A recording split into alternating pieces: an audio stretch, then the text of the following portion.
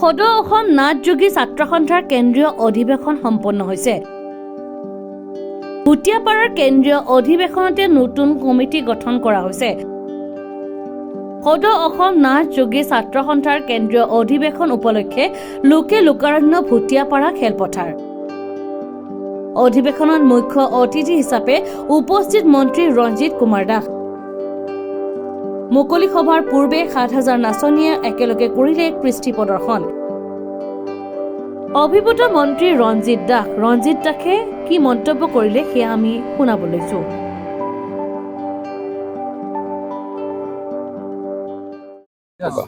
নাথযোগী ছাত্ৰ সন্থাই নাথযোগী জনগোষ্ঠীটোক উত্তৰণৰ কাৰণে বহু বছৰ ধৰি নিৰলসভাৱে কষ্ট কৰি আহিছে সংগঠনৰ জৰিয়তে। আৰু এইবেলিও কোকৰাঝাৰত ৩ দিনীয়া কাৰ্যসূচীৰে বিভিন্ন কাৰ্যসূচী অনুষ্ঠিত কৰি আৰু লগতে বিভিন্ন অভাৱ অভিযোগ সন্দৰ্ভত তেওঁলোকৰ বিভিন্ন ধৰণৰ পৰামৰ্শ আদি গ্ৰহণ কৰিছে। আৰু ইয়াতে এই অনুষ্ঠানত মোক আমন্ত্ৰণ জনাইছিলে। মই তেওঁলোকৰ প্ৰতি সন্মান জনাই এই অনুষ্ঠানত আহিছোঁ। আৰু আহি মোৰ এটা ভাল লাগিছে কি যে মই জীৱনত ৩টা নান্দনিক দৃশ্য দেখিছিলোঁ।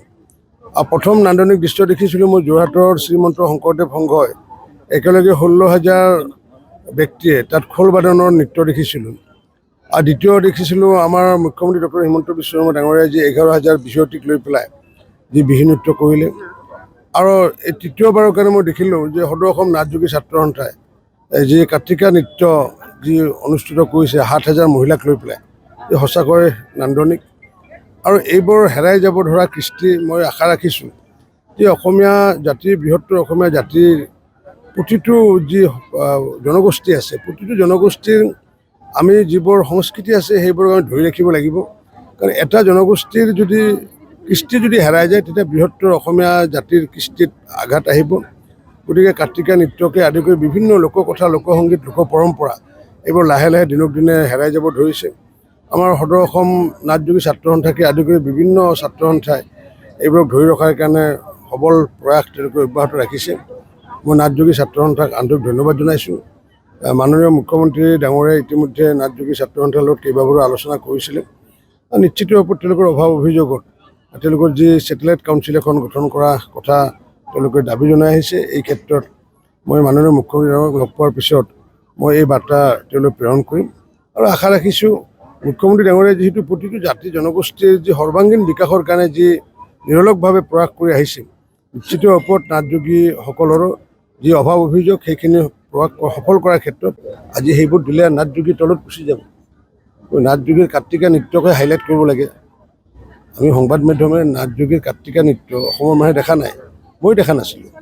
গতিকে অকল সেইটোকে হাইলাইট কৰিলে ভাল হ'ব। বাকীতো সমগ্ৰ ভাৰতবৰ্ষত হাইলাইট হৈ আছে। কোকৰাঝাৰত আজি এইটোৱে হাইলাইট কৰোঁচোন। নাথযোগীৰ কাৰণে আমাৰ মিডিয়াই যদি অলপ সময় দিব পাৰোঁ ভাল লাগিব, হয় নে নহয়? এই চুক্তিৰ জৰিয়তে ছাৰ কি লাভৱান হ'ব? মই ক'লোঁ কি যে আজি নাথযোগী ছাত্ৰ সন্থাৰ অধিৱেশনত আহিছোঁ।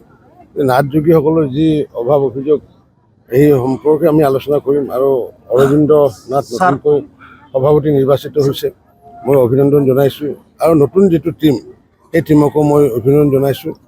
আৰু আমাৰ যি আদৰণীয় সমিতি বিশেষকৈ আমাৰ BTR লৰেন্স ইছলাই ডাঙৰীয়াক তেখেতে বিভিন্ন ধৰণৰ লাগি ভাগি এইটো সহায় কৰি দিলে।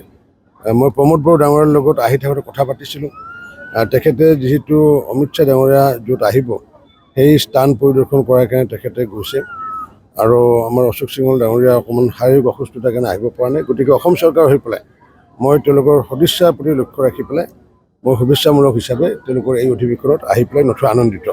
Thank you sir.